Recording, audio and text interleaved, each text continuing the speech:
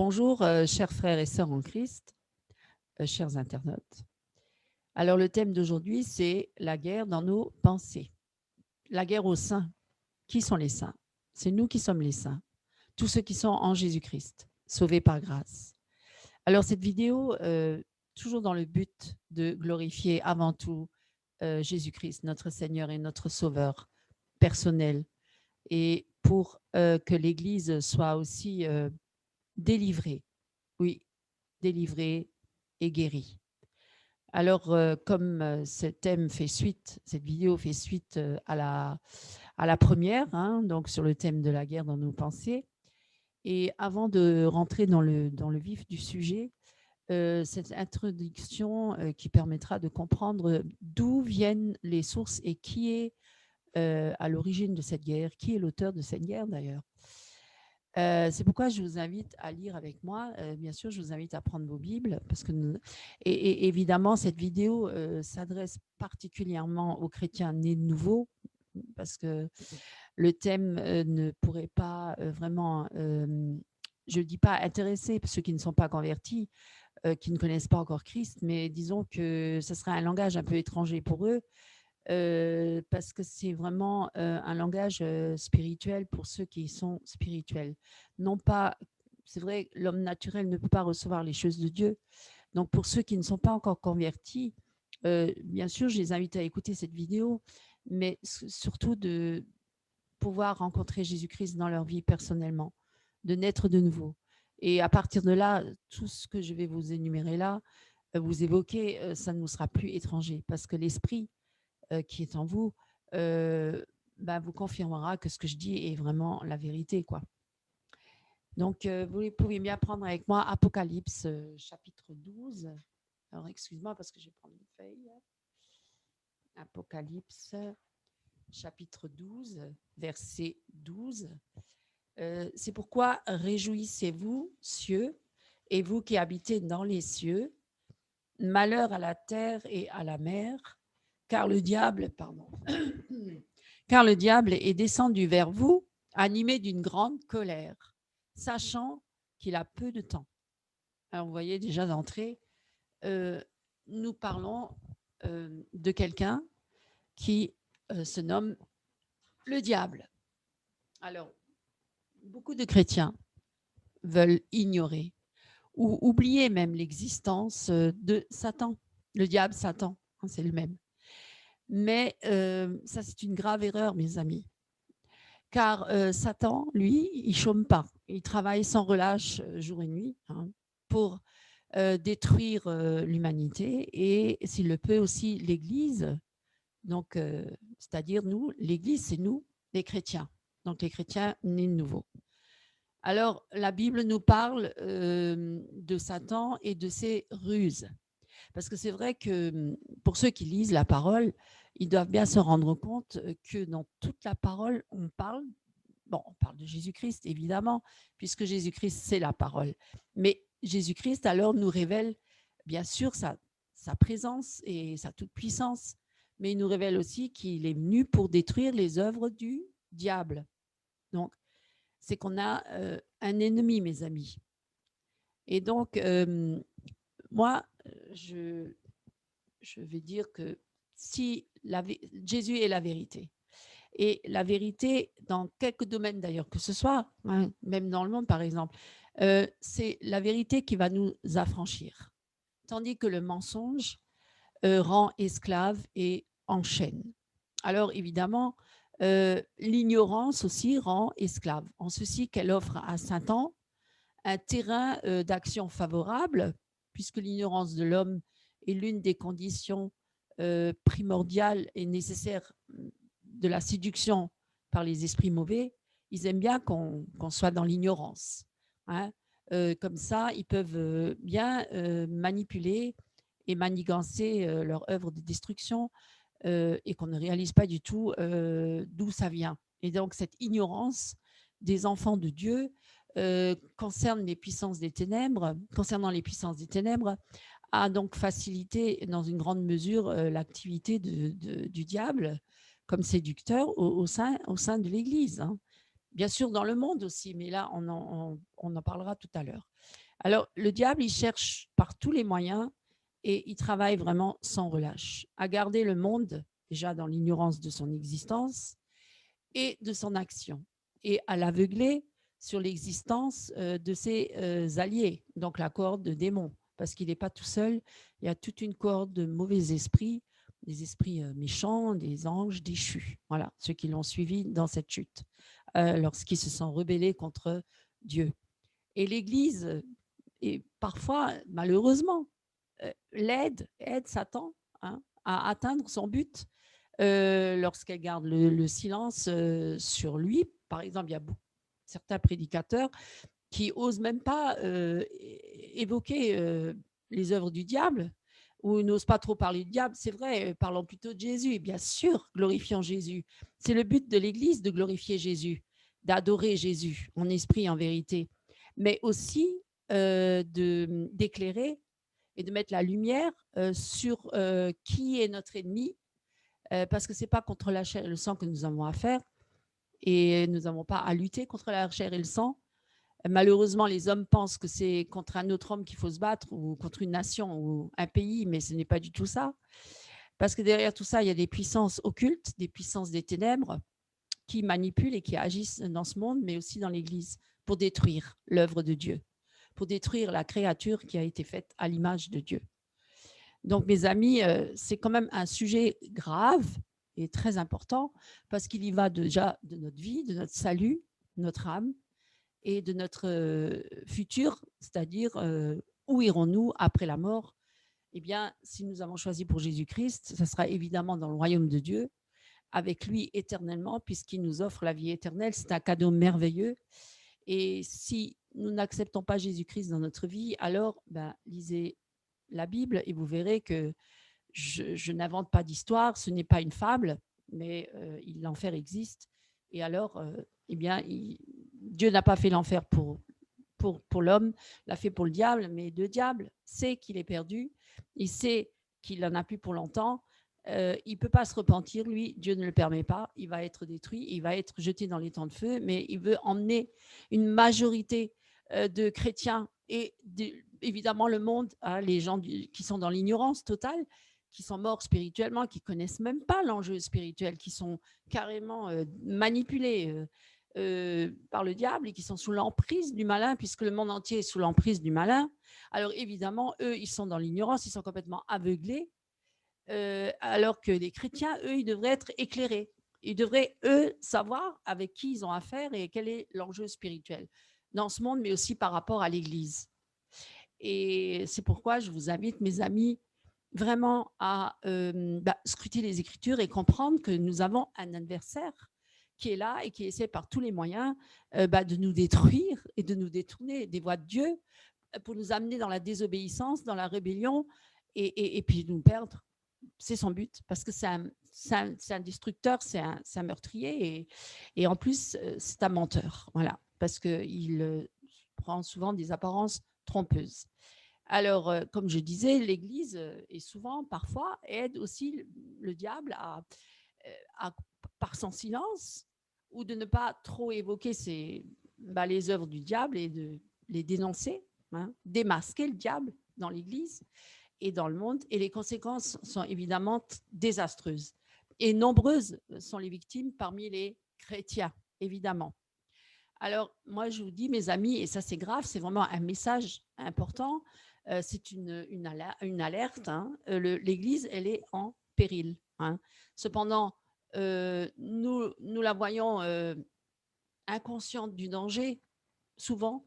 Ils ne se rendent même pas compte que la plupart sont déjà séduits, hein, puisqu'il y a une grande séduction, puisqu'on en parle dans la Bible, la séduction des derniers temps, la séduction spirituelle et l'apostasie, hein, qui est grande.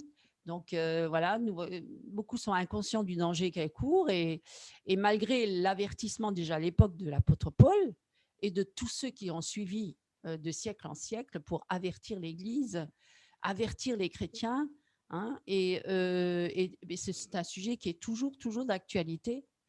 Alors, nous allons lire ensemble, si vous le voulez bien, dans notre Bible. 1 Timothée, verset 4, non, pardon, chapitre 4, verset 1.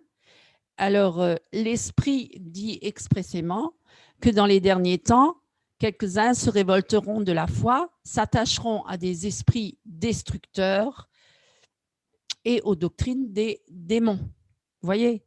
Alors, je ne vais pas faire la liste maintenant. Ce n'est pas le but de cette vidéo-là, peut-être dans une prochaine, de faire la liste de toutes les doctrines de démons, hein, parce qu'il y en a une flopée. Hein, la liste est longue. Et je pense que certains connaissent déjà certaines doctrines qui sont donc, qui se propagent dans les églises pour détourner les chrétiens de la vérité, de l'évangile, de la parole de Dieu, et qui ont édulcoré donc cette parole et qui l'ont transformée ou trafiquée ou qui l'ont changée, hein, carrément. Alors, l'Église, je vous le dis, mes amis, et je le répète vraiment, c'est vraiment une alerte, c'est l'Église est en péril. Alors, et ce péril nous est prophétisé comme venant du domaine du surnaturel. Évidemment, Dieu est le Dieu du surnaturel. Hein, c'est pas un Dieu, c'est pas dans l'intellect, c'est quand même dans le spirituel et le spirituel, c'est dans le surnaturel, évidemment. D'où Satan, Satan aussi, il est dans le surnaturel et puisque c'est un ange à la base, un archange hein, qui s'est rebellé contre Dieu et qui est donc un esprit hein, qui agit déjà dans les enfants de colère, de la rébellion dans le monde, mais aussi parmi les chrétiens, parce qu'il est à l'œuvre quand même et quand même assez important dans le milieu chrétien. Alors, donc Satan, il n'est pas tout seul puisqu'il a une armée de démons avec lui et il envoie une armée d'esprits enseignants, voilà, par exemple, dans les églises, pour séduire tous ceux qui sont enclins à se laisser instruire et diriger par des révélations d'ordre spirituel, voyez, afin de les détourner à leur insu de la fidélité et de l'obéissance à Dieu. L'Église est en péril, mes amis. J'appuie très fort là-dessus parce qu'on est très inconscient du réel danger. Hein, nous voyons qu'elle court un danger et malgré les avertissements de l'époque déjà de Paul, qui est toujours d'actualité, puisque encore aujourd'hui, il y a, on va dire, des trompettes qui sonnent, hein, des voix qui se lèvent pour avertir le peuple de Dieu et eh bien, elle est dans l'ignorance presque complète de cette invasion des esprits mauvais. Certains, ils ne pensent pas du tout que le diable s'est installé dans l'Église. Hein. Le monde s'est installé dans l'Église. Et pour la majorité des croyants, tout ce qui est surnaturel, parce que l'homme est tellement naïf, il croit tout ce qu'il voit et s'il n'a pas, il réfléchit pas et il accepte tout s'il scrute pas les Écritures, eh bien il va tout gober, tout avaler comme ça parce que tout le monde dit que c'est juste, tout le monde dit que c'est vrai, ça vient de Dieu et donc tout ce qui est du surnaturel vient de Dieu. Alors là, mes amis, c'est totalement faux. Et donc, la plupart des chrétiens croient que toutes ces expériences ou toutes ces révélations actuelles hein, qu'on passe en vidéo à longueur de journée, là, sur Venez chercher votre miracle et puis de nombreuses autres manifestations surnaturelles, en disant que tout ça, c'est d'une naissance divine. Mais moi, je vous dis, mes amis, ce n'est pas forcément vrai. Voilà, faute de connaissances, mon peuple périt. Hein. Et la majorité des enfants de Dieu ne font pas comment dire, la guerre. On n'est pas des vrais soldats. Vous voyez, pourtant Dieu veut que nous soyons des soldats. Hein. Un soldat armé avec une armure, hein, pas sans armure. Un soldat qui part à la guerre sans armure, il est perdu d'avance. Hein. Je peux vous le dire parce que là, sur le champ de bataille, eh bien, face à l'ennemi, s'il n'est pas armé, il peut rentrer chez lui. Hein. Ou alors, il est direct anéanti. Vous voyez, il ne faut pas être imprudent et inconscient du danger quand on va sur un terrain ennemi ou alors si l'ennemi s'approche et qu'il veut conquérir le terrain. On est en guerre, mes amis, on est dans une vraie guerre. C'est une guerre spirituelle. Mais on le voit même sur la terre qu'il y a les guerres. Même sur la terre, justement, ça reflète ce qui se passe dans le ciel. Vous voyez, tout ça, c'est lié.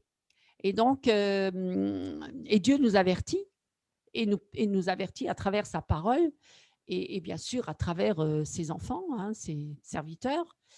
Et donc, cette guerre, elle est réelle, hein. Il faut vraiment être conscient qu'on est dans une guerre. C'est une guerre qui est sérieuse. Il y va du salut de nos âmes et de l'humanité aussi, hein. Des hommes que Dieu veut sauver, parce que Dieu ne veut pas qu'aucun homme ne périsse, parce que Dieu est amour à la base. Il ne veut pas que les hommes se perdent. Et c'est le diable qui les aveugle et leur fait croire que Dieu ne les aime pas, que Dieu est indifférent à leurs histoires, à leurs problèmes. C'est faux, mes amis. Ça, c'est un mensonge du diable, encore une fois. Dieu est tout à fait conscient de ce qui se passe et il veut nous aider. Il nous tend tous les jours la main. Tous les jours, il est là et il envoie des serviteurs pour tendre la main. Et il se révèle à travers Jésus-Christ, se révèle à beaucoup de chrétiens qui ont témoigné, dont moi-même, j'ai témoigné que j'ai rencontré Jésus-Christ dans ma vie personnellement. Dieu s'est révélé très puissamment dans ma vie. J'ai vu le bras de Dieu, il m'a arraché des griffes de Satan, justement, parce que c'était une guerre et qu'il fallait vraiment qu'il y ait quelqu'un de plus fort. Parce que moi, j'étais qu'une créature et face à une créature plus puissante que moi, en l'occurrence le diable, eh bien, il me fallait un Dieu tout-puissant. Eh bien, c'est Jésus-Christ. Jésus-Christ est venu parmi les hommes pour nous sauver, pour nous délivrer, justement, de l'emprise de Satan, pour nous délivrer et libérer de nos péchés, puisque lui, à cause de nos péchés, avait une emprise sur nous, vous voyez, parce que celui qui pêche, il est du diable. Et je ne vous apprends rien, puisque tout ça, c'est écrit dans la Bible. Donc, nous sommes dans une guerre incessante. Ah oui, le diable, il ne se repose jamais. Il y a tellement de mauvais esprits, je veux dire, une multitude, hein. Il y en a qui disent des millions d'esprits mauvais qui ont été lâchés pour se répandre sur la terre. Et cette guerre, elle est incessante.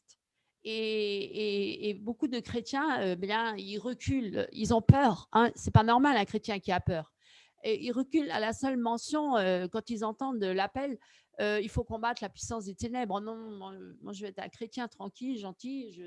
Je loue Dieu, je fais des louanges, c'est très bien. Je lis ma Bible comme ça, mais surtout, non, ne me parlez pas du diable. Il est vaincu. Bien sûr qu'il est vaincu, mes amis. C'est clair, il est vaincu. Il y a 2000 ans sur la croix, il a été vaincu et toute la corde de démons aussi. Tout est vaincu, bien sûr, au nom de Jésus-Christ. Bien sûr que tout est vaincu. Mais il y a des âmes qui sont captives. Il y a des chrétiens qui se sont égarés et qui se sont laissés séduire. Eh bien, comment est-ce qu'ils vont revenir? Eh bien, là, c'est un combat. Parce que pour revenir, le diable, il les garde parce qu'il ne veut pas les lâcher. Et alors, comment il faut faire? Eh bien, il faut prier, bien sûr. Il faut avoir le discernement pour comprendre qu'est-ce qui vient de Dieu, qu'est-ce qui vient du diable, qu'est-ce qui vient de l'homme, qu'est-ce qui vient de la chair, qu'est-ce qui vient de l'esprit, qu'est-ce qui vient d'un esprit rebelle. Enfin bref, voilà, nous ne devons pas être dans l'ignorance de toutes ces choses, mes amis.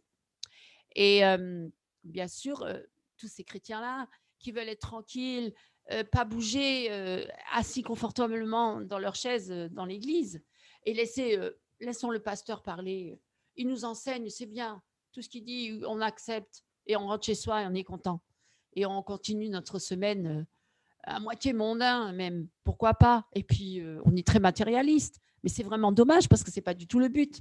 Notre but, c'est d'être céleste, puisque notre espérance, elle est céleste, mes amis. Nous sommes que des étrangers, des voyageurs sur cette terre. Nous sommes que de passage. Cette terre-là ne nous appartient pas. Il y aura une nouvelle terre, des nouveaux cieux, tout ça, parce que cette terre-là, elle est vouée à la perdition, vous comprenez? Donc, notre espérance, elle est céleste. Et nous allons tous mourir un jour, nous ne sommes pas, mais nous avons la vie éternelle en Christ, oui. Mais là, sur cette terre, notre corps là, cette tente là, dans laquelle nous sommes, elle va mourir. Et puis on va passer l'éternité où, mes amis? Eh bien, si nous avons accepté Jésus-Christ, nous passerons l'éternité avec Jésus-Christ.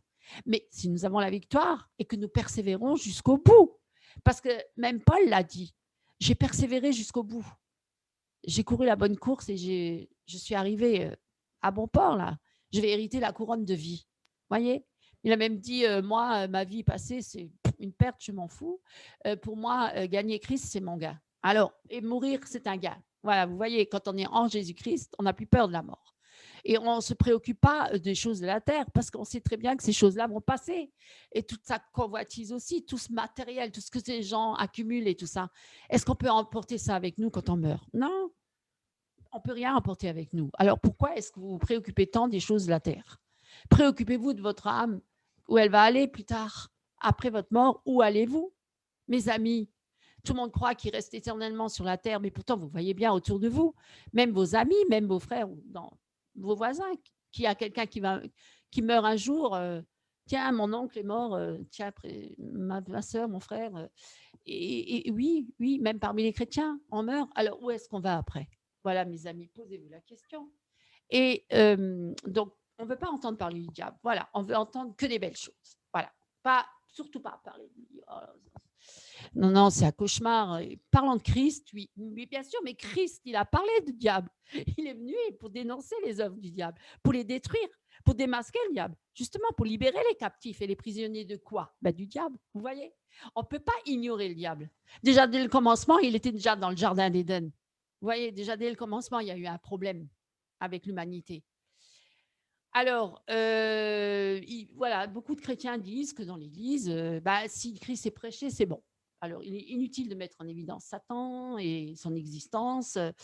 Non plus, on ne veut pas entrer en lutte avec lui et ses légions, on laisse faire Christ. Ah, Christ. Mais Christ, il a dit quoi? Résistez au diable, il fuira loin de vous. Donc, il nous donne quand même des directives pour que nous soyons, nous aussi, actifs, pas passifs.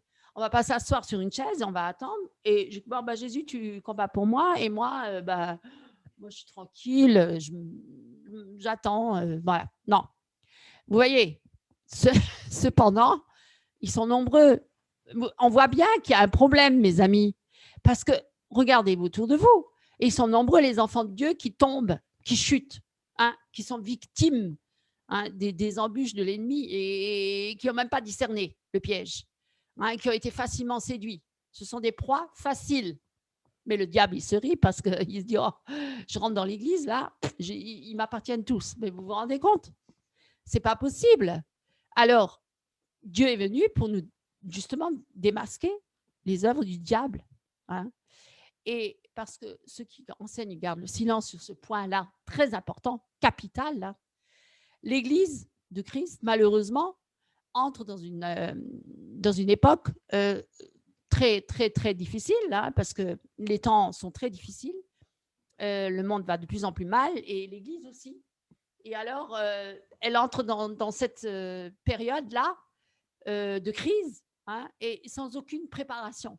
Imaginez-vous, sans aucune préparation. Un soldat qui n'est pas préparé, qui va à la guerre, il ne sait même pas utiliser son arme. Mais comment vous voulez qu'il ait la victoire sur l'ennemi? Il ne sait même pas utiliser une arme, il ne sait même pas comment ça fonctionne, il n'a jamais exercé, il n'a jamais pratiqué. Il est là sur le champ de bataille, il ne sait même pas d'où vient la balle, on va dire. Il est là, il est perdu, mais il va se faire déquier en 2 secondes. Eh bien, c'est ça les chrétiens. Ils sont pas informés, ils ne sont pas préparés. Et on est dans les derniers temps, le diable, il se déchaîne, il est très en colère, vous l'avez vu, il est descendu, il est très en colère. Et il a une corde de démons avec lui, c'est-à-dire une grande armée. Et puis, mais non, mais nous aussi, on a une grande armée, je vous rassure. On a une grande armée, on a aussi toute une armée d'anges avec nous. Mais Dieu nous demande quand même d'être actifs sur le terrain, pas passif, actif, un soldat, vous voyez? Et on doit être armé, donc on doit avoir toute l'armure complète. Sinon, si on n'a pas le casque du salut, et ben boum, la tête elle est déquillée. Vous voyez, c'est spirituel, je vous parle. Mais voilà, donc l'Église est dévastée. Elle est environnée, elle est environnée par les légions d'esprits mauvais, séducteurs, dévastée par les doctrines des démons. Dans les églises, beaucoup d'hérésies, beaucoup de fausses doctrines, beaucoup de séductions, etc. Et elle est désarmée, elle est impuissante devant les attaques de l'adversaire. Vous voyez, elle est devenue une proie facile.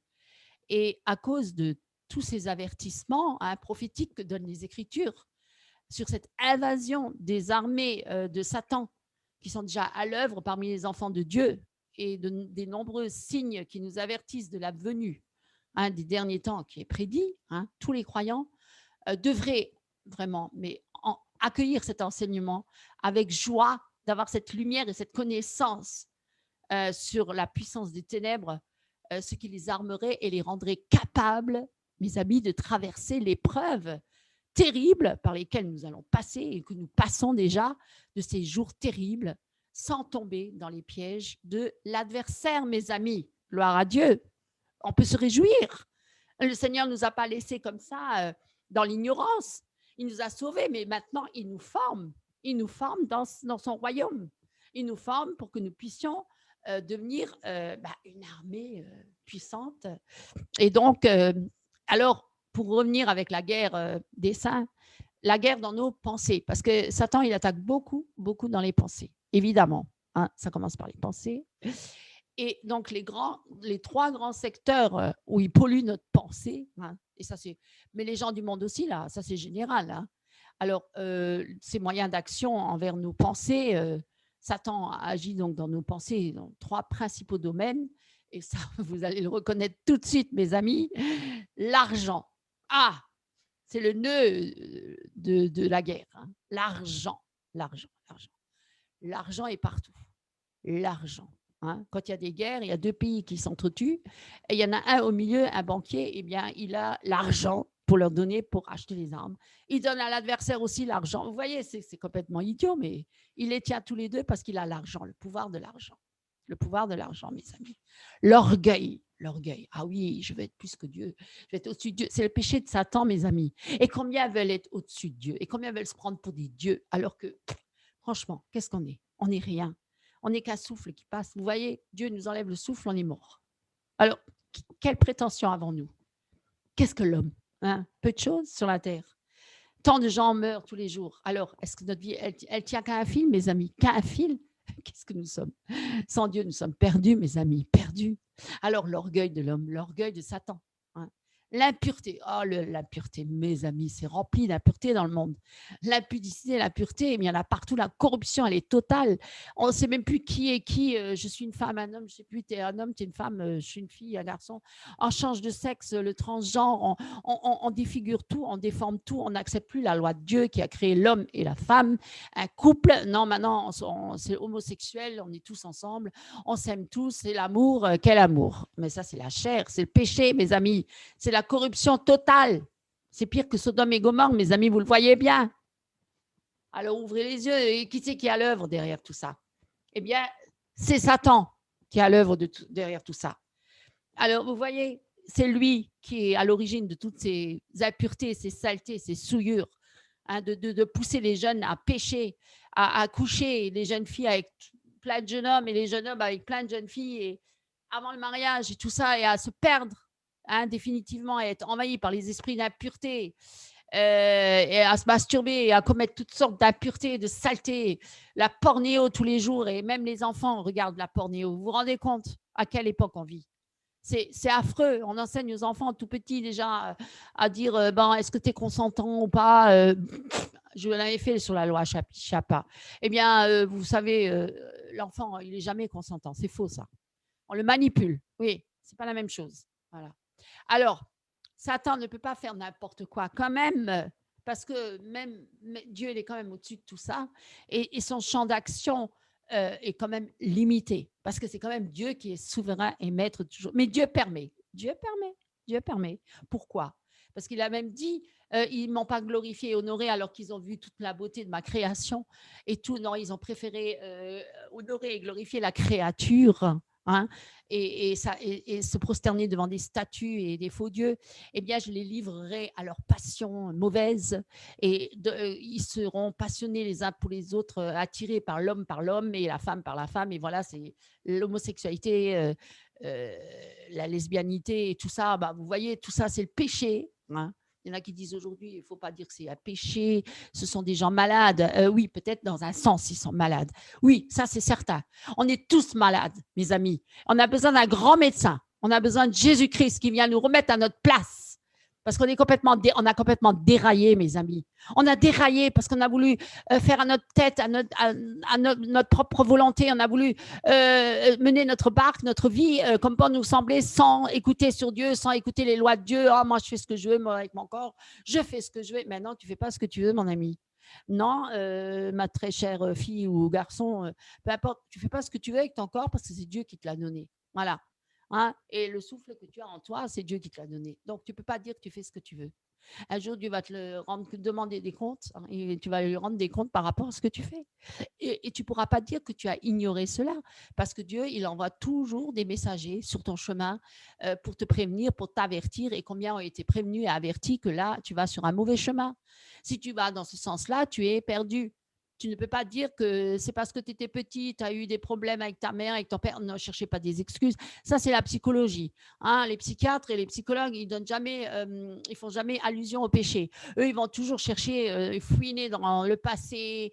Oh, c'est à cause du grand-père, la grand-mère. Oh, c'est parce que tu n'as pas eu assez d'amour là par là, ou ta mère était trop dominatrice, tu es devenue homosexuelle. Non, non, arrêtez avec ces histoires-là.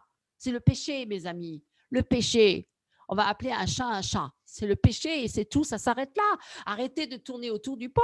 Arrêtez de justifier ce qui n'est pas justifiable. Vous ne pouvez pas contredire la loi de Dieu. Un jour ou un autre, vous serez mis au pied du mur et vous devrez tous rendre des comptes et on devra tous se repentir. Dieu, encore aujourd'hui, c'est le jour de la grâce. Donc, si aujourd'hui, c'est encore le jour de la grâce, mes amis, saisissez cette grâce maintenant. Si vous êtes dans cette voie-là, cette mauvaise voie, eh bien, aujourd'hui, vous pouvez vous repentir. Jésus encore vous tend la main aujourd'hui. La porte n'est pas entièrement fermée. Vous pouvez encore saisir cette grâce. Dieu appelle encore des âmes à venir à lui, à se repentir de leurs péchés. Dieu peut vous sauver, vous guérir, vous délivrer de ce vice, de cette passion. Il peut vous délivrer de toutes vos imperfections, de tous vos déséquilibres mentaux, mentaux et tout ce que vous voulez. Le remède, c'est Jésus-Christ. Ce n'est pas un psychiatre, ce n'est pas un psychologue, ce n'est pas les médicaments, ce n'est pas la drogue, ce n'est pas l'alcool, ce n'est pas le sexe. Le remède, c'est Jésus-Christ. C'est lui seul qui peut vous donner l'équilibre dans votre corps, dans votre esprit et dans votre âme, parce qu'il nous a créés. C'est notre créateur. Il sait mieux que quiconque ce qui est bon pour nous. Croyez-moi-le, mais c'est notre père, c'est notre papa. Alors, vous ne vous rendez pas compte?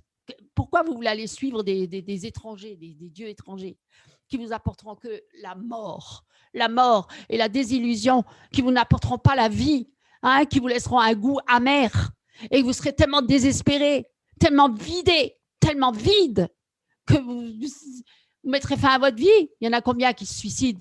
Mais vous n'avez même pas le droit de vous suicider, parce que votre vie ne vous appartient pas. Votre vie, elle appartient à Christ. Elle appartient à Dieu. Vous me rendrez même des comptes parce que vous vous êtes suicidés. C'est grave, mes amis. Le désespoir est si grand.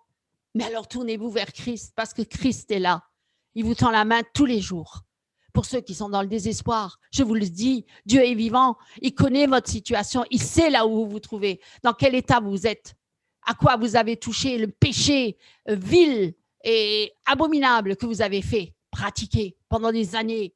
Dieu est capable de vous sortir de là. Dieu peut vous délivrer.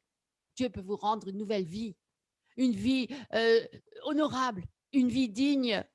Jeune fille, si vous avez beaucoup péché, vous avez couché avec trop d'hommes et avec même des femmes et vous avez commis les pires abominations, mais Dieu peut vous délivrer.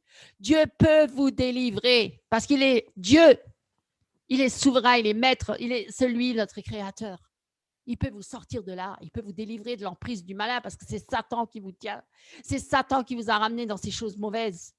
Vous lui avez tendu la main, vous avez dit oui, ah, ok, je me laisse aller. Vous vous êtes laissé aller à tous ces péchés. Vous devez vous repentir. Vous devez passer par la croix. C'est pourquoi Jésus est mort sur la croix. C'est pour vos péchés. Il a versé son sang, il a tout accompli. Saisissez sa grâce. Il vous aime. Il ne veut pas que vous alliez en enfer. Il ne veut pas que vous vous perdiez. Jeune homme, si vous avez commis ces abominations, eh bien, Dieu peut encore agir dans votre vie et vous donner une dignité d'homme, vous reconstruire, vous restaurer, vous guérir, vous sanctifier, vous libérer de tous vos vices. Pour ceux qui sont pris par l'alcool, qui sont un démon de l'alcool qui les prend, pour les faire devenir une épave. Hein? Rien, plus rien, une épave. Mais Dieu ne nous a pas construits comme ça. Dieu ne veut pas qu'on se détruise. Dieu veut qu'on soit dans sa présence, dans la joie. Il a tellement de choses merveilleuses à nous donner. Le bonheur avec lui, c'est le bonheur, c'est la joie. Mais on croit toujours qu'avec Dieu, on n'a rien le droit de faire. C'est faux, mes amis. C'est parce que c'est le diable qui nous montre ça.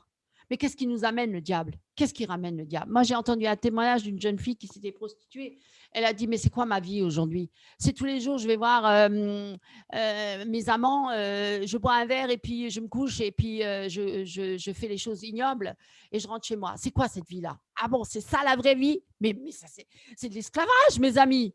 C'est de l'esclavage, il n'y a aucune vie là, aucun épanouissement, mes amis.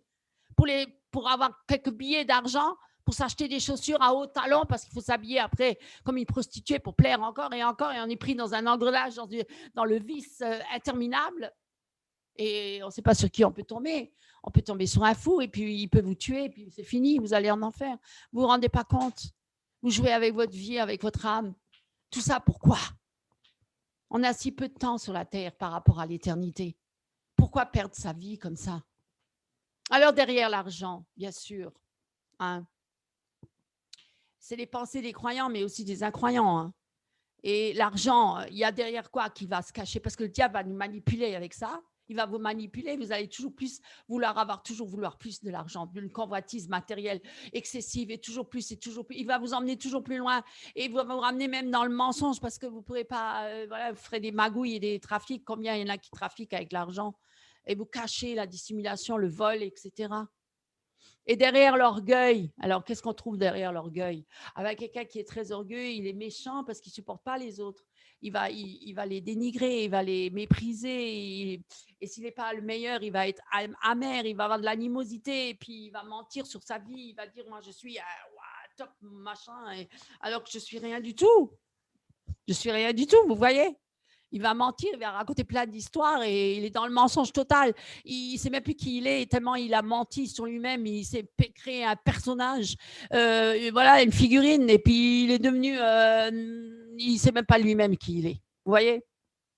Alors, et derrière l'impureté, n'en parlons pas. Alors là, il y a tous les vices et tous les mensonges et l'adultère, la fornication. Je cache ma vie dépravée sexuellement. Je me montre sous un autre jour devant les gens, mais quand je suis seule, je pratique des choses horribles. Donc, vous voyez, il y en a combien qui sont dans ces histoires-là? Et donc, vous voyez, mais ce qu'on peut repérer dans toutes ces choses-là, eh bien, c'est souvent le mensonge qui revient. Ouais, dans toute chose, on ment. On est toujours dans le mensonge. Et pourquoi? Ben, il n'y a rien d'étonnant à cela, puisque Satan, c'est le père du mensonge, mes amis. Et évidemment, tout ce qui est sexuel, c'est coupable. Il n'y a pas besoin de justifier ou d'excuser. Dieu ne veut pas, et c'est plutôt un point, et c'est tout. Il n'y a même pas à discuter. Dieu, il sait ce qui est le meilleur pour nous. Parce que la sexualité, c'est tellement intime et tellement profond. Et voilà, si on ne se soumet pas aux lois de Dieu, eh bien, ça va faire des sacrés dégâts dans notre vie et on ne va plus ressembler à rien. Regardez les filles à quoi on ressemble, regardez les hommes à quoi ils ressemblent.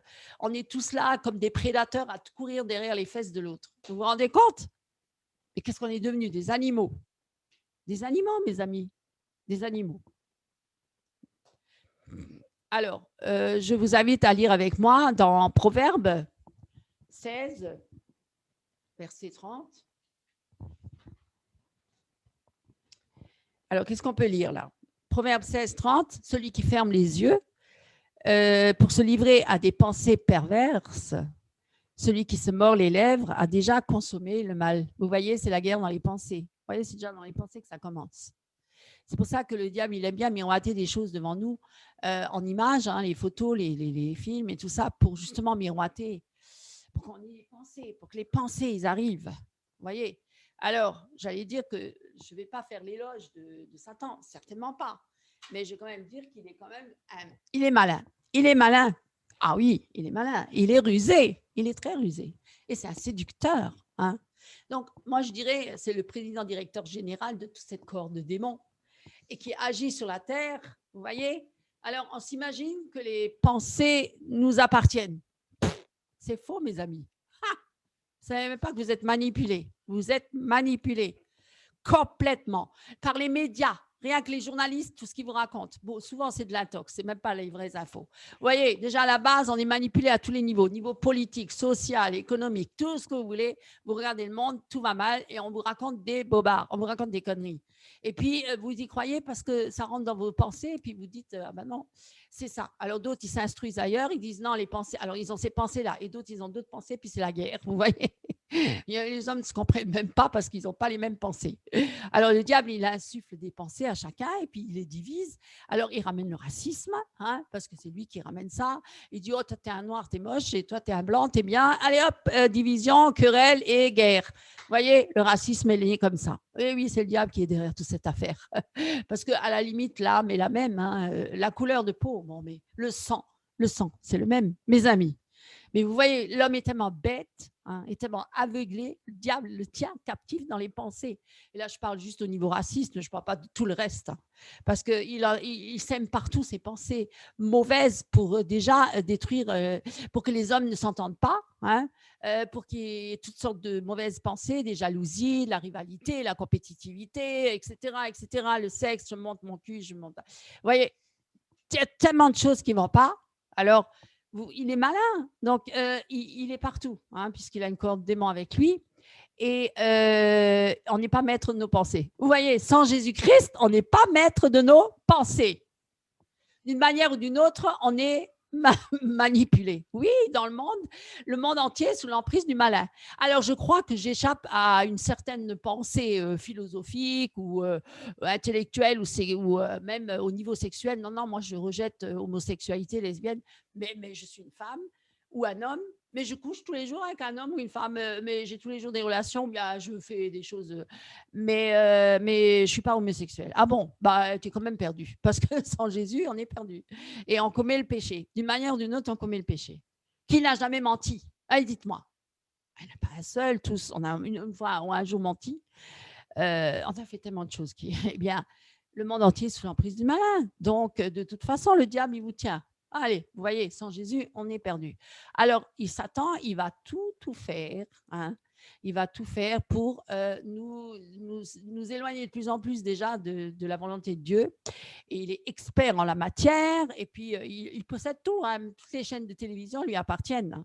Et il y a des chaînes en particulier qui l'utilisent pour encore plus vous plonger dans le péché en plus en profondeur, hein, avec des films pornéo ou des films de violence extrême ou des films occultes, etc. Enfin, bref, les manipulations, vraiment incroyable. Il est rusé. Il n'y a pas plus rusé que lui. C'est l'art de la ruse.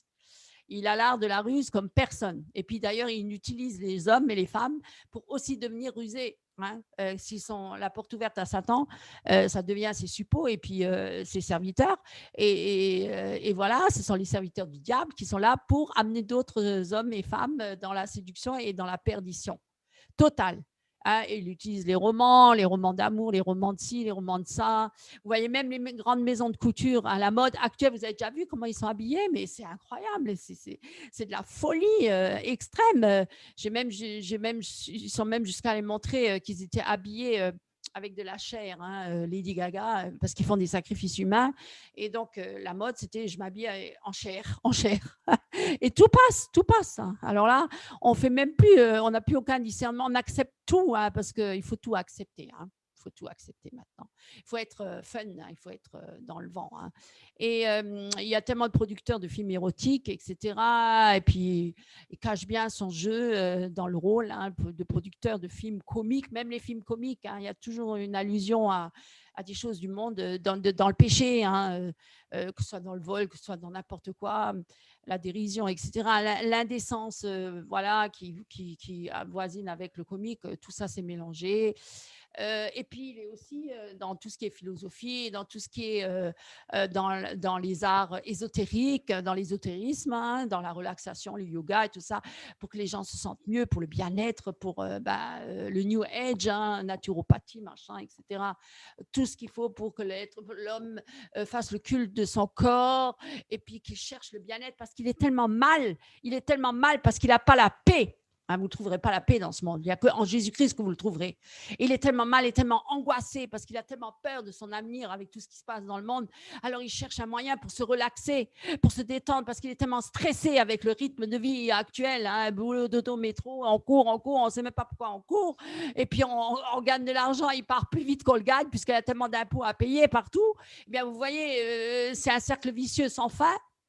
Et puis au bout, l'homme, il est complètement exténué. Et la femme aussi, épuisée. Ils n'arrivent plus à s'occuper de leurs enfants à la maison. Et puis finalement, la femme ou l'homme cherche un moyen, un échappatoire pour retrouver un bien-être. Il n'arrive pas à le trouver. Alors il va dans des séances de relaxation, de yoga, musique relaxative. Pendant 4 heures, il faut écouter, il faut s'endormir avec et tout ça. Il faut faire des gestes, des mouvements. Il faut s'asseoir de cette manière-là. Il faut que les doigts de pied doivent être comme ça et pas autrement. Enfin bref, c'est de la folie. C'est de la folie complète, mes amis, complet. On n'arrive plus à s'en sortir parce qu'on a tellement de choses à faire. On a le travail et après, on doit encore aller dans les séances de yoga et après, on doit encore aller chez le dentiste et chez lui. On n'a plus de vie. On n'a plus de vie, mes amis. On est perdu. C'est la folie complète. Il y en a qui ne voient jamais la verdure. Ils sont dans le béton toute leur vie, dans les grandes villes, New York et tout ça. Franchement, c'est devenu des robots, des automates. Et ils sont loin, loin, loin de Dieu. Et puis, toutes les agences de publicité, tout ça, les affiches, la radio, la télévision, il est partout le maître de l'art de la ruse, producteur de DVD, je vais me prendre un bon film ce soir avec ma femme. Je parle jamais avec ma femme, on regarde que des films et le soir après on se couche. On n'a pas de conversation, on n'a plus de conversation avec personne, les enfants non plus, taisez-vous, on regarde tous un film et on passe nos soirées comme ça. Après on est crevé, on s'endort sur le divan, sur le sofa et puis on va se coucher. Vous voyez, c'est quoi cette vie-là? Et l'âme, elle est assoiffée d'un bonheur qu'elle trouvera jamais. Parce que le seul bonheur est pour ton âme et ton esprit et ton corps, c'est Jésus-Christ, mes amis. Il n'y a pas d'autre chemin. Alors, le diable, il est très rusé. Hein, il commence toujours par quelque chose de, on va dire, d'anodin, de simple, hein, très personnel, très naturel. On va dire, voilà, dans notre domaine où quelque part on a un besoin. Et ça paraît très bien, insoupçonnable. Hein. On se dit, waouh, c'est bien. Et même dans le milieu chrétien, hein, on vient aussi avec des séances de yoga, de relaxation. Il y en a qui prient en langue pendant 3 heures avec de la musique relaxante derrière. Là, Dieu, il parle, on est bien. C'est le New Age, mes amis. Mais non, mais on dit, là, il y a Dieu, il y a Dieu, il y a Dieu. C'est des émotions, c'est une sensation. On se demande, on est dans une atmosphère un peu particulière. Et puis, voilà. Et puis, on se sent bien. Alors, c'est ça. Il est très rusé, l'ennemi. Alors, je vais vous lire quelques passages dans Jacques, hein, pour confirmer tout ça. Et voilà. Et je vous invite vraiment à la prudence, mes amis, et à ouvrir les yeux, à vous réveiller. Réveillez-vous. Alors, Jacques 1, verset 13. Alors, que personne, alors pour la tentation, parce que souvent on nous dit, oui, mais pourquoi Dieu il permet ça? Pourquoi il a mis ça là? Non, ce n'est pas Dieu qui l'a mis, c'est le diable. Personne n'est tenté, personne, lorsqu'il est tenté, ne dise que c'est Dieu qui me tente. Non, Dieu ne tente personne. Car Dieu ne peut pas être tenté par le mal.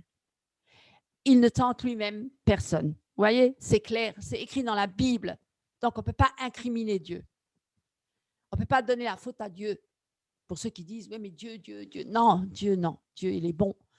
Dieu, il a tout créé pour le bien de l'homme. Mais c'est l'homme, il a désobéi. Mes amis, on est des êtres responsables. Bien sûr, on s'est laissé tenter par le diable, le tentateur qui est venu pour nous séduire. Et on a désobéi. On a désobéi, mes amis. Malheureusement, on a désobéi. Voilà. Alors, nous pouvons encore lire dans Jacques 1, 14, mais chacun est tenté quand il est attiré et amorcé par sa propre convoitise. Vous voyez, c'est par sa propre convoitise.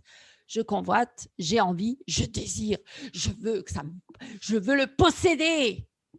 Voilà, c'est la convoitise, amorce du piège. Alors, dans Jacques, chapitre 1, verset 15, puis la convoitise, lorsqu'elle a conçu, vous voyez, il y a tout un travail, là, toute une procédure. Alors, installation de la pensée du diable, maintenant qui arrive, et il enfante le péché. Je convoite cette femme.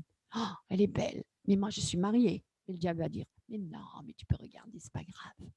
Elle ne saura pas, ta femme. Les pensées. Vous voyez les pensées? Mais Dieu l'a vu, parce que Dieu voit dans nos pensées. C'est ça le problème. Alors, enfante le péché. Vous voyez, hein, la pensée du diable, il enfante le péché. Et il dit, vas-y, et vas-y, c'est pas grave. Ou un jeune homme pour une jeune femme, ou une jeune femme pour un jeune homme. Ou même les vieux, hein, parce que bon, les vieux aussi ne sont pas mieux. Hein. Pourquoi je dirais les jeunes? Jeunes et vieux, tous les êtres humains. Tous les êtres humains. Jeunes et vieux, mes amis. Et donc, enfante le péché, et évidemment, le diable, il a gagné, hein, le piège, il a fonctionné. Vous voyez? Et le péché étant consommé, qu'est-ce qui se passe, mes amis? Eh bien, ça produit la mort. Voilà. C'est ça le but de la destruction de Satan. C'est de nous faire mourir, parce que là, on est dans la mort. On n'est plus dans la vie, parce que Jésus ne règne plus en nous. Et pour ceux qui n'étaient jamais avec Jésus, bah, de toute façon, ils sont déjà dans la descente en bas. Ils ont déjà un pied dans la tombe. Alors, qu'est-ce qu'il y a encore un secteur dans lequel le diable il agit très puissamment dans ces 3 secteurs, donc l'argent, l'orgueil, la pureté. On peut encore lire par rapport à l'argent.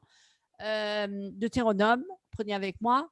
Deutéronome chapitre 8, versets 13, 14 et 17. Voilà, je vous laisse quand même le temps de chercher.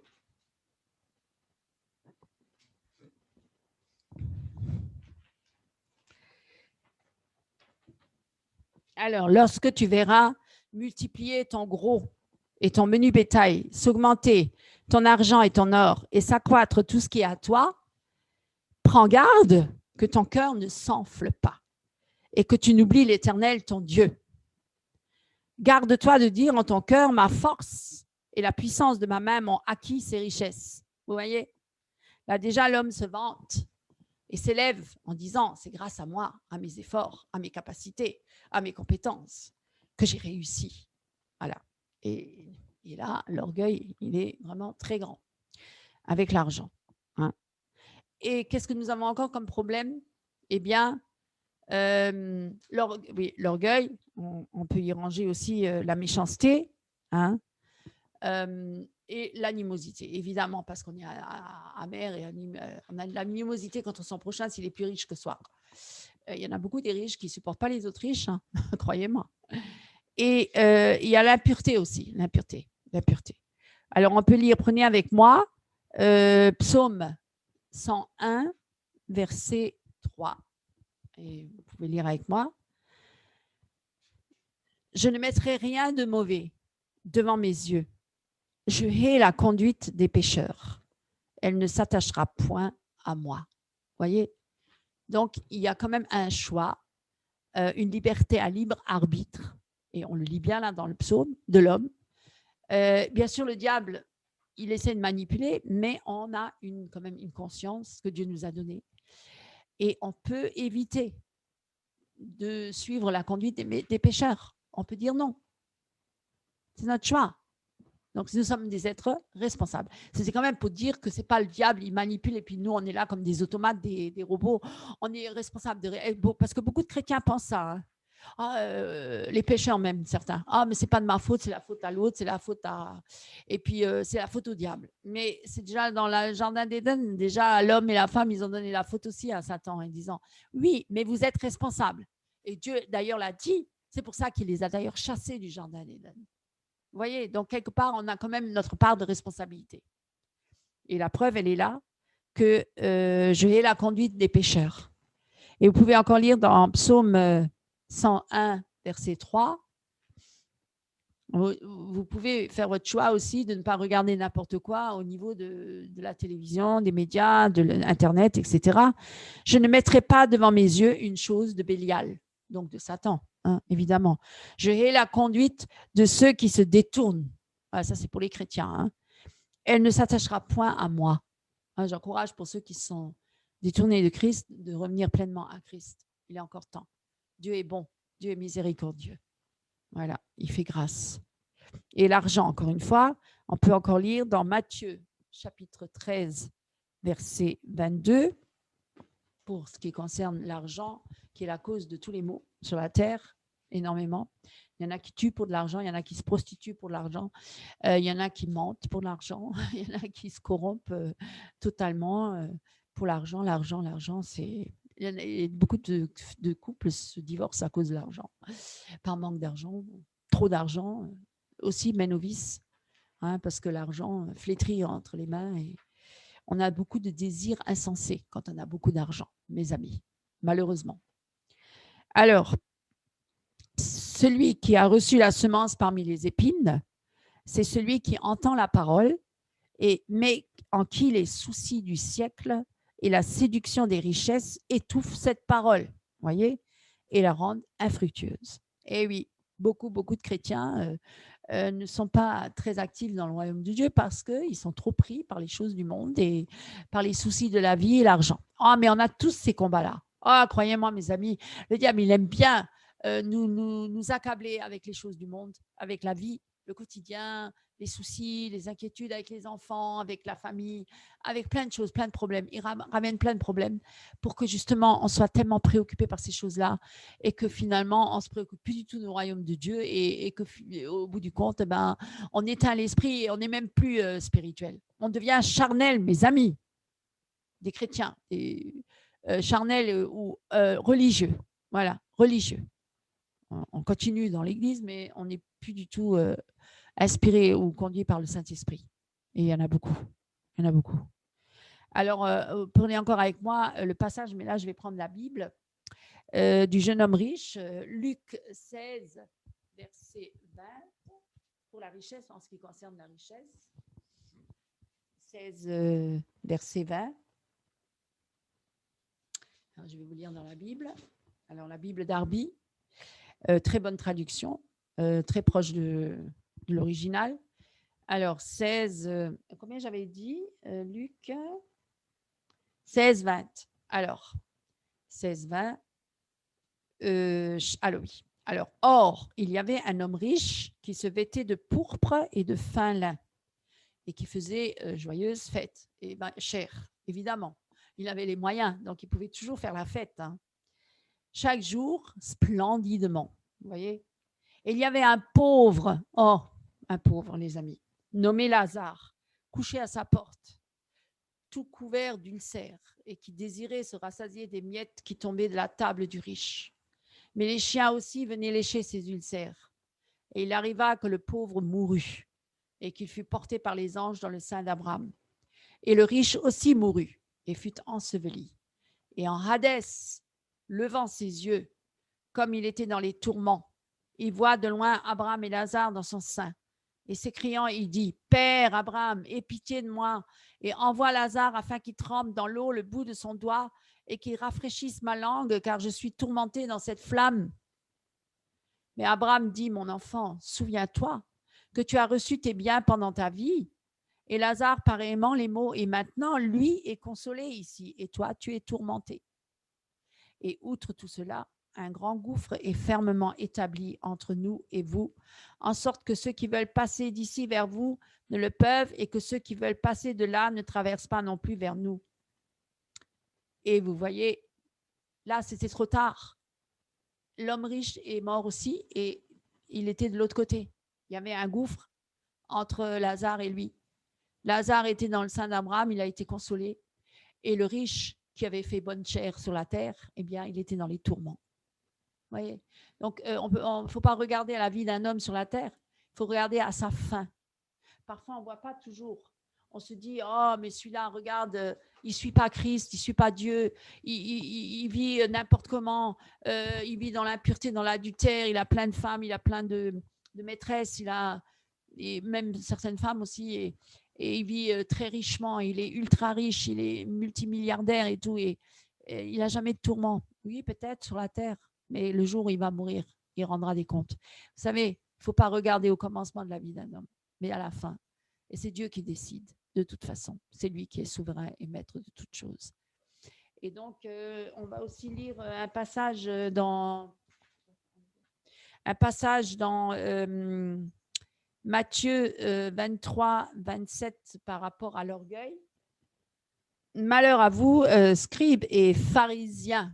Hein, ça, c'est pour les sépulcres branchis. C'est pour l'orgueil, quand Jésus les a repris. Hein.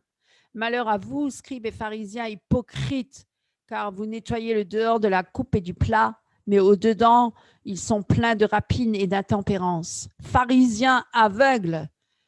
Et ça, c'est pour les pharisiens, c'était les grands prêtres. Hein, c'était voilà, la caste, on va dire la caste des hommes, soi-disant les justes, qui se prenaient pour des grands spirituels, qui détenaient la Torah et qui pensaient servir Dieu. Voyez? Alors, il disait, pharisiens aveugles, nettoie premièrement le dedans de la coupe et du plat, afin que le dehors aussi soit net. Hein? Malheur à vous, scribes et pharisiens hypocrites, car vous ressemblez à des sépulcres blanchis qui paraissent beaux au dehors, mais qui au-dedans sont pleins d'ossements, de morts et de toutes sortes d'impuretés. Ainsi, vous aussi, au dehors, vous paraissez justes aux hommes, mais au-dedans, vous êtes pleins d'hypocrisie et d'iniquité. Voilà. Malheur à vous, scribes et pharisiens hypocrites, car vous bâtissez les tombeaux des prophètes, parce qu'ils ont tué tous les prophètes qui sont venus pour avertir le peuple de se détourner de ses péchés, de revenir à Dieu. Eh bien, ils les ont tués. Et comme ils ont tué Jésus-Christ, d'ailleurs. Et donc, les sépulcres des justes, si nous avions été dans les jours de nos pères, nous n'aurions pas pris part avec eux au sang des prophètes. Et pourtant, oui, si, il dit, serpent, race de vipère, comment échapperez-vous au jugement de la géhenne? Et c'est pourquoi, voici, moi, je vous envoie des prophètes et des sages et des scribes, et vous en tuerez et vous en crucifierez, et vous en fouetterez dans vos synagogues, et vous les persécuterez de ville en ville, en sorte que vienne sur vous tout le sang juste versé sur la terre, depuis le sang d'Abel et le juge jusqu'au sang de Zacharie, fils de Bachari, que vous avez tué entre le temple et le terre. Enfin bref, c'est pour dire que finalement, tous ces gens très sérieux en apparence, très orthodoxes, très religieux, qui connaissent la loi et qui sont là pour nous donner les directives de la vie, hein, qui sont là pour nous enseigner et nous instruire, eh bien, ils sont au-dedans d'eux, pleins de toutes sortes d'ossements, de rapines et de toutes sortes d'impuretés, de saletés, de souillures. C'est des hypocrites, voyez. Mais Dieu les connaît. Dieu regarde au cœur, mes amis. Dieu voit le cœur de l'être humain. On ne peut pas se dérober devant Dieu. On peut se cacher devant les hommes et donner une belle apparence, mais devant Dieu, qui sommes-nous devant Dieu? Examinez-vous, mettez-vous à nu devant Dieu. Mais Dieu nous voit, justement, on est mis à nu devant Dieu. Dieu nous connaît, il sait qui on est. On ne peut que implorer sa grâce et s'humilier. Parce que croyez-moi, on est des pauvres pécheurs. Et sans Jésus, on est perdu. Grâce à Jésus, à sa vie en nous, eh bien, nous pouvons vivre cette vie merveilleuse de sainteté et de pureté, parce que c'est Dieu qui le crée en nous. Merci Seigneur. Gloire à Dieu. Alléluia. Par son esprit, nous sommes sauvés. Alors, donc, la pureté. Alors, on revient déjà à l'histoire déjà de tout à l'heure dans Matthieu 5, verset 28. Mais moi, je le connais par cœur, vous voyez, pour dire que, mais moi, je vous dis que quiconque regarde une femme, hein, pour la convoiter, eh bien, il a déjà commis l'adultère avec cette femme. Alors là, Dieu, dans son cœur, oh là là, c'est pire que la loi, hein, parce que la loi, déjà, il disait, si tu couches avec une femme, tu as commis l'adultère, mais là, c'est carrément si tu regardes simplement avec ton regard une femme et que dans tes pensées, tu l'as convoitée, tu as déjà commis l'adultère. Waouh, waouh, ça c'est le Seigneur, ça c'est Jésus-Christ. Imaginez-vous le monde actuel, comment il est dans le péché, là. Et dans les églises, mes amis. Hein? Qui c'est qui convoite? Le pasteur ne convoite pas les femmes qui arrivent dans l'église ou vice-versa, ou les femmes qui convoitent le pasteur. Ah, si mon mari, il serait comme le pasteur. Oh. Mais non, mes amis, c'est pas ça le but. Le but, c'est de partager la parole et de prier et de louer Dieu ensemble. C'est pas de se convoiter les uns les autres, c'est pas de désirer l'autre, le voisin, parce que lui, il a l'air mieux que le mien. Mais non, c'est pas ça le but, mes amis. C'est pas d'élever la créature, de dire ah l'autre il sait bien chanter, moi je sais pas. Oh, il a un don de Dieu, mais non, le don de Dieu, c'est les dons de Dieu, c'est le discernement des esprits, c'est la longanimité, les fruits de l'esprit, c'est les dons spirituels, ça n'a rien à voir. Alors, si l'enfant de Dieu, il ne connaît pas l'ennemi, hein, il n'a pas le discernement. Il peut croire que des fois, il combat pour la vérité alors qu'il est complètement à côté de la plaque, hein, et qu'il combat contre la vérité. Il y en a combien, hein, qui viennent avec des fausses doctrines et qui combattent la vérité? Et ils travaillent en fait pour les mauvais esprits et ils se disent chrétiens. Ils sont très dangereux parce qu'on ne le discerne pas tout de suite. Il faut vraiment connaître la parole. Hein. Il faut vraiment avoir le discernement et être vraiment en Christ. Parce que des fois, c'est très subtil. Hein, parce que le diable, il est rusé. Hein. Et quand ils combattent contre la vérité, ils travaillent avec ces esprits mauvais, là, eh bien, ils peuvent agir et donner une semblant, une apparence de piété, une apparence de sainteté, une apparence de vérité. Hein. Et quand ils croient seconder l'activité divine, ces hommes-là, ces serviteurs de Dieu, et en fait, ils servent le diable. Et en pensant, ils sont tellement dans l'ignorance qu'ils pensent même servir Dieu. Vous vous rendez compte? Et qu'ils pensent qu'ils sont dans la volonté de Dieu, alors que ce n'est pas du tout vrai. Ah, c'est ça. Et beaucoup sont trompés ainsi dans les églises. Et ça fait combien de dégâts? Combien de dégâts sur les âmes, hein, sur les oreilles, qui sont blessés, qui quittent les églises, qui partent, qui ne retournent plus jamais dans les églises ou qui vont chercher ailleurs et qui ne trouveront jamais plus une église parce qu'ils ont tellement été malmenés, tellement souffert et tellement été blessés qu'ils n'ont même plus envie de recommencer. Et puis ça, c'est vraiment dommage parce que ça, c'est un piège de l'ennemi aussi, justement de désarmer les chrétiens et puis de les décourager et puis de les isoler, hein, parce que comme ça, il pourra encore mieux les détruire. Alors, hein, et donc ces hommes de Dieu là qui servent plutôt Satan que Jésus, eh bien, Satan va les soutenir dans son influence et va leur donner même du pouvoir, hein, pourquoi pas. Alors, par ignorance, un homme peut donc même s'élever contre Dieu, il ne s'en rend même pas compte, et s'opposer à lui, et attaquer la vérité et soutenir le diable. D'où la nécessité, mes amis. Et là, je vous donne une clé, une bonne clé, c'est la connaissance. La connaissance, pas la connaissance mystique, pas la connaissance gnostique ou agnostique, la connaissance de la parole de Dieu, mes amis. La connaissance qui s'obtient par la lecture de la Bible et l'expérience, par la méditation de la parole, par la prière, par une vie consacrée à Christ et par l'expérience, par la vie, par les choses qu'on met en pratique, hein, par la pratique de la parole. Alors, la Bible verse la lumière sur Satan. Il nous dévoile les œuvres de Satan et les puissances des ténèbres. Une lumière qui ne peut rester inaperçue pour quiconque lit les Écritures. Il faut être clair, je vous l'ai déjà dit tout à l'heure. On ne peut pas, tout parle du diable aussi, de Jésus, de Dieu, mais aussi du diable. Et celui qui est ouvert à ça, eh ben, il reconnaît cette vérité. Et il ne va pas dire non, non, je veux rien savoir, je ferme mes yeux, je veux rien voir, Satan, non, non, si, il faut regarder les choses en face. Mais cette connaissance toute seule, hein, comme je l'ai déjà dit tout à l'heure, ne saurait égaler celle qui s'acquiert par l'expérience. Illuminer, c'est-à-dire avoir la lumière de Christ dans les choses pratiques. Qu'on sait, qu'on réalise qu'il y a un ennemi, que Satan nous attaque, qu'il y a des choses qui nous arrivent, c'est pas normal. Voilà. Ou certains chrétiens qui vivent des situations très difficiles parce que ce sont des grands serviteurs de Dieu et que l'ennemi essaie par tous les moyens de les faire chuter, hein, ou de détruire l'œuvre de Dieu. Ouais, c'est déjà arrivé plus d'une fois. Combien sont tombés? Combien ont chuté? Combien n'ont même plus réussi à se relever? Combien sont même perdus définitivement? Et combien sont revenus mais complètement cassés et détruits? Combien?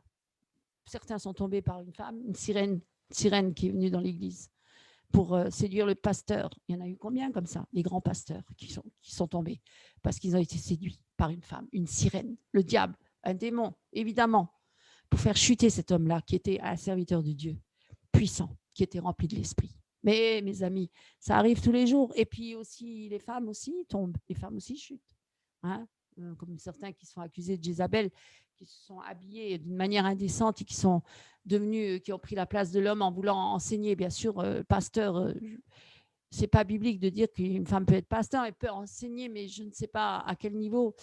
Mais le titre de pasteur, je ne sais pas. Bon, je ne vais pas trop polémiquer là-dessus. Je vais laisser ça à d'autres.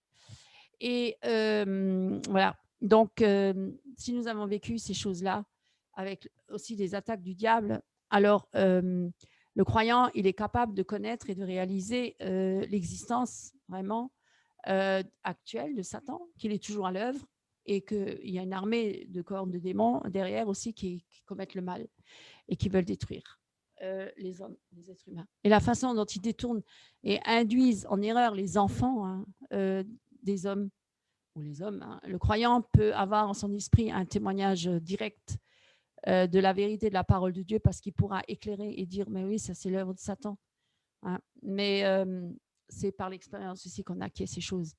Et les témoignages aussi, nombreux sont les témoignages de certaines personnes qui disent qu'ils étaient captifs par le diable et prisonniers du diable et que Jésus-Christ est venu les délivrer.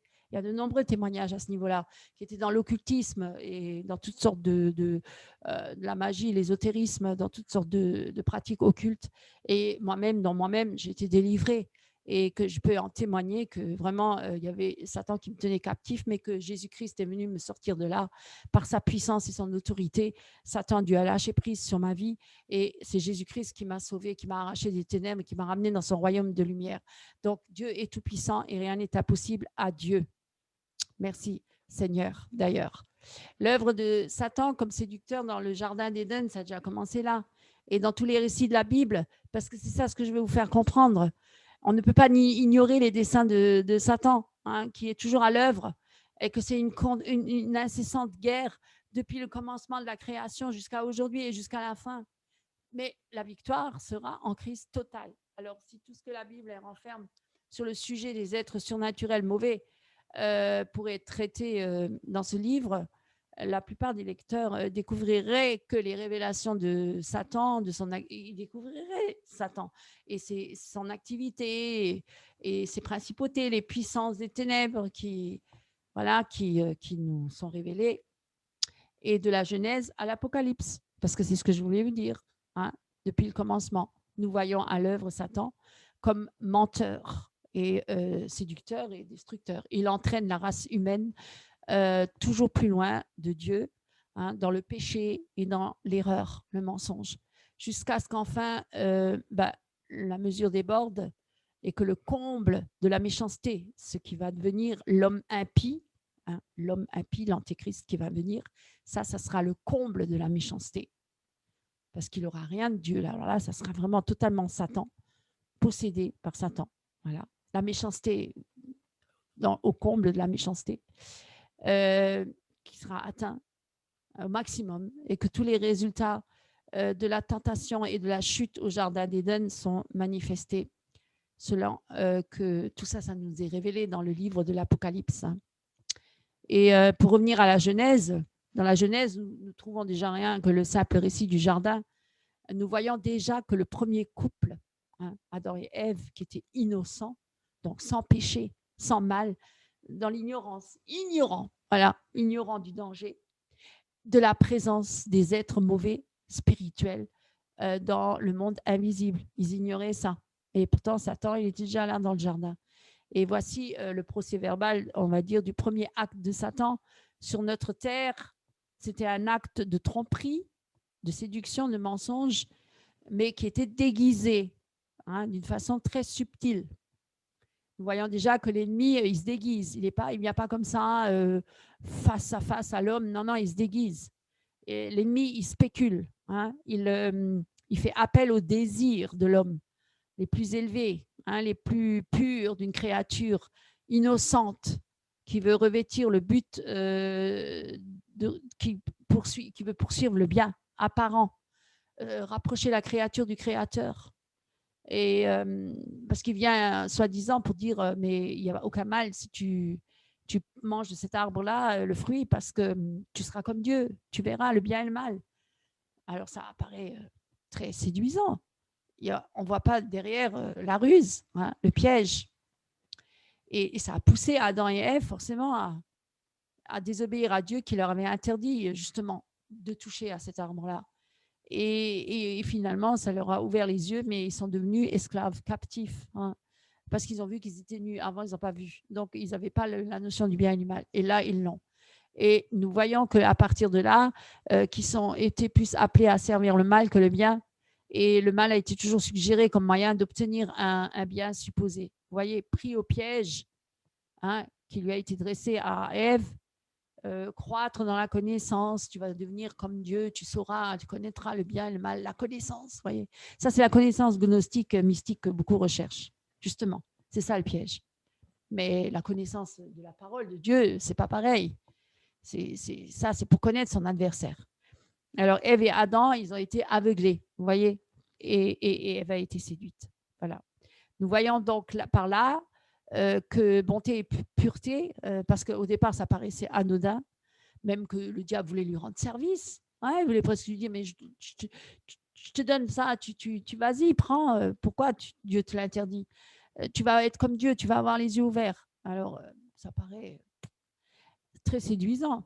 Et parfois, il y a des gens qui vous approchent, même des soi-disant des serviteurs de Dieu, et qui paraissent être très bons et plein de pureté, tout ça.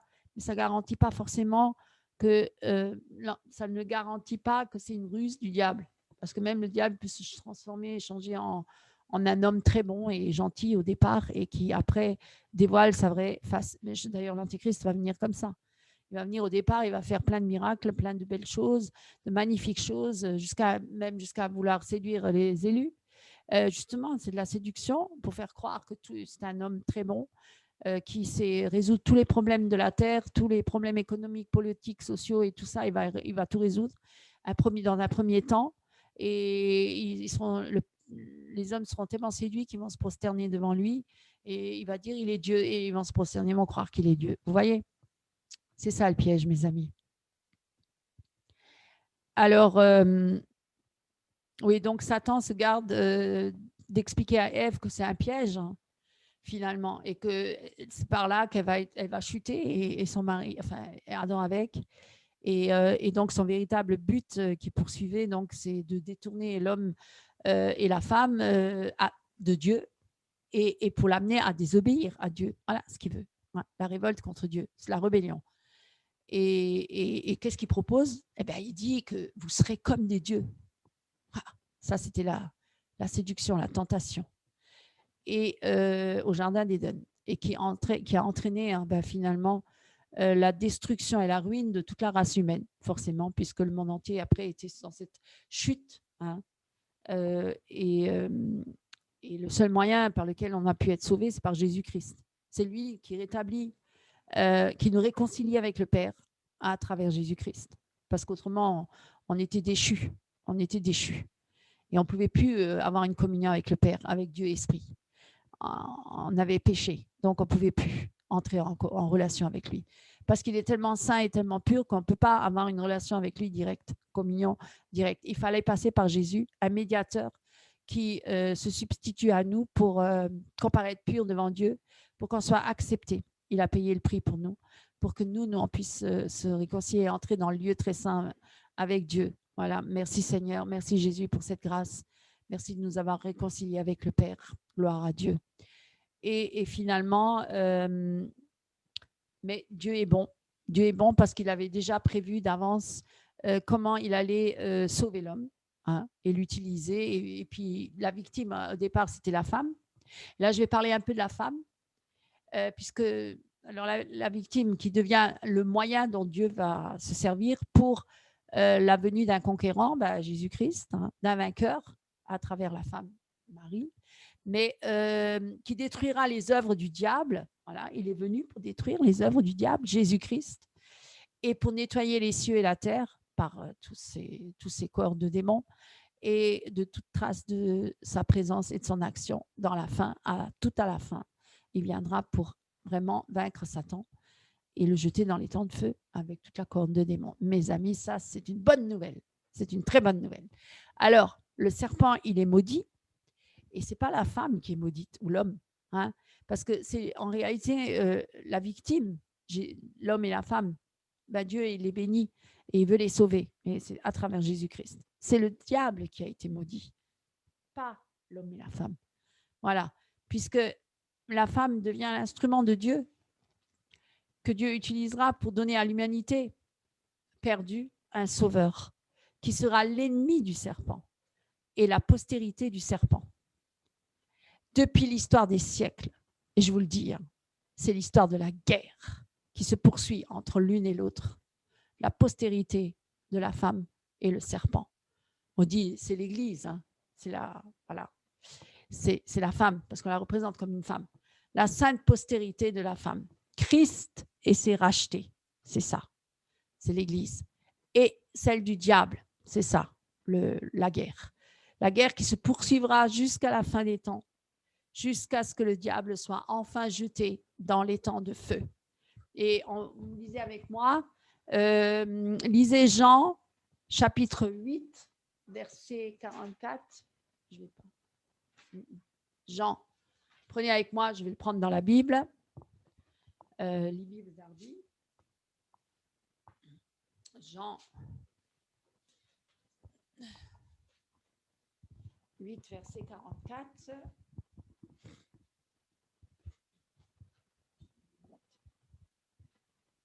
Alors, Jean 8, verset 44.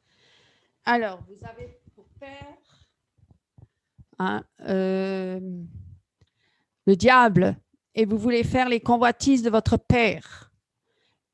Le diable, lui, a été meurtrier dès le commencement et il n'a pas persévéré dans la vérité, car il n'y a pas de vérité en lui. Vous voyez? Il n'y a pas de vérité dans le diable. Quand il profère le mensonge, il parle de son propre fond, car il est menteur et le père du mensonge. Et c'est Jésus qui a dit ça. Parce qu'il a dit après, mais moi, parce que je dis la vérité, vous ne me croyez pas. Voyez, c'est ça le problème, mes amis. Et on peut encore prendre Jean chapitre 3, verset 10. Le diable veut faire croire que Jésus est menteur et que c'est lui qui dit la vérité. Il se substitue au Seigneur et veut faire croire que lui, il est bon et que Jésus est mauvais, que Dieu est mauvais. Hein, c'est ce que certains disent. Moi, j'ai déjà entendu ça. Hein. Ils ont dit Dieu, il est mauvais, il veut se faire souffrir, la créature. Non, c'est faux. Parce que le diable est là, pourquoi il ne le détruit pas tout de suite? Mais non, il a laissé le libre choix à l'homme. C'est dans les plans de Dieu, tout ça. On peut pas, ça nous dépasse. Ça dépasse notre entendement. Parce que Dieu est Dieu. Il fait ce qu'il veut. Vous voyez, on ne peut pas contredire Dieu. Qui es-tu, toi, ô créature, qui conteste avec Dieu? C'est vrai. Peut-on contester avec Dieu? Mes amis, humilions-nous devant la grandeur et la puissance de Dieu. Alors, Jean 3, verset 10. 1 Jean. Alors, et qu'est-ce que nous lisons? Par ceci sont rendus manifestes les enfants de Dieu et les enfants du diable. Quiconque ne pratique pas la justice n'est pas de Dieu. Et alors quiconque est né de Dieu ne pratique pas le péché, car la semence de Dieu demeure en lui. Et il ne peut pas pécher parce qu'il est né de Dieu. Par ceci sont rendus manifestes les enfants de Dieu et les enfants du diable. Quiconque ne pratique pas la justice n'est pas de Dieu, et celui qui n'aime pas son frère. Car c'est ici le message que vous avez entendu dès le commencement, savoir que nous aimions les uns les autres et non comme Caïn qui était méchant et tua son frère. Et pourquoi? Pour quelle raison le tua-t-il? Parce que ses œuvres étaient mauvaises et que celles de son frère étaient justes. Alors, oui, vous voyez, ça a déjà commencé dans le jardin d'Éden. Il y a déjà eu un premier meurtre avec Caïn et Abel. Il y avait déjà la jalousie, il y avait déjà la haine. Il y avait déjà tout ce que le diable a déjà semé. Parce que là, forcément. Hein. Et donc, pour dire que Dieu a trouvé un moyen de salut pour libérer l'homme de cette emprise du diable, parce qu'il était vraiment devenu prisonnier du diable et esclave du diable. Mais le Seigneur est venu et a envoyé son Fils unique, Jésus-Christ, pour le sauver. Et merci Seigneur pour ce salut, parce que grâce à lui, nous sommes délivrés de cette emprise de Satan. Nous ne sommes plus esclaves du péché, nous ne sommes plus esclaves de Satan. Nous sommes maintenant libres, nous sommes des enfants de Dieu libres. Dieu nous a affranchis et nous a rendus vraiment libres. Et donc, ce qu'on peut encore dire aussi par rapport à ce combat spirituel, c'est que Dieu l'a dit dans sa parole en disant « Je mettrai de l'inimitié entre toi et la femme, entre ta postérité et la postérité de la femme. » Bien sûr, l'Église, hein, la femme représentée comme ça, symboliquement. Et il dit Dieu, mais la femme, elle a un rôle à jouer, mes amis. On veut souvent museler la femme, mais je vous garantis que la femme a un rôle très, très sérieux dans l'Église, parmi le peuple de Dieu. Dieu a créé la femme aussi. C'est une aide, oui, mais l'homme et la femme, l'un ne va pas sans l'autre. Les deux sont un devant Dieu. C'est un mystère, mais c'est Dieu qui est quand même le souverain qui les a créés et qui a donné le souffle autant à l'un à l'autre.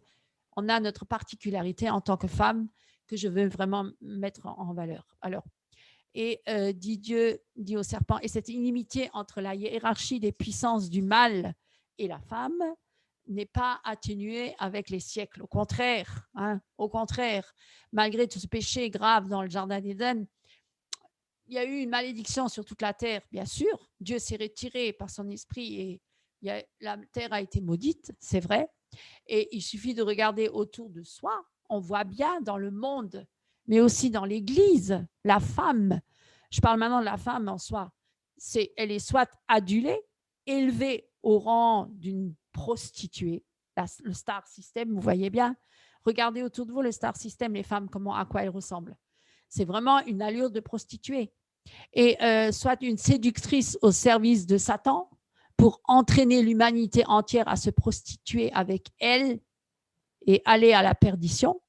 On va bien avec, je donnerai juste une, comme Lady Gaga ou Madonna, par exemple, des sorcières au service de Satan pour entraîner toute la jeunesse derrière eux, mais nombreux sont ceux qui la suivent.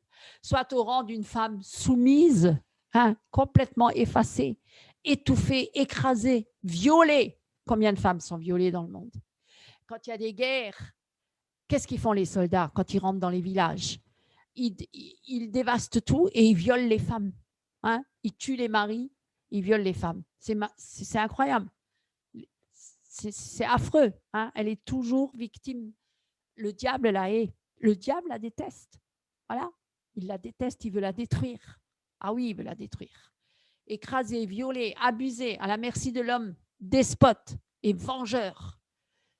Soit elle devient une militante MLF dominante, alors ça, écrasante, vengeresse, allant jusqu'à humilier et rabaisser l'homme au stade animal et vil. Vous voyez, les femmes émancipées, là, MLF, c'est les pires. Alors, elles n'ont rien compris. Ce n'est pas ça que Dieu a voulu pour la femme. Elle veut atteindre les plus hauts rangs de l'estime et de la reconnaissance. Elle doit travailler doublement plus que l'homme pour se faire valoir. Et encore, le pouvoir sera toujours attribué à l'homme, quoique par ruse et subtilement, et elle l'a compris, peut influencer et manipuler l'homme dans les coulisses pour impacter le monde, et parfois dans les églises. Et si c'est une femme sage, elle influencera dans le bon sens. Et si c'est une femme arriviste et prétentieuse, avide de pouvoir et d'argent également, elle sera de mauvais conseils et destructrice pour l'humanité. Vous voyez, évidemment, complice de l'homme, forcément, tous les deux sous l'influence de Satan.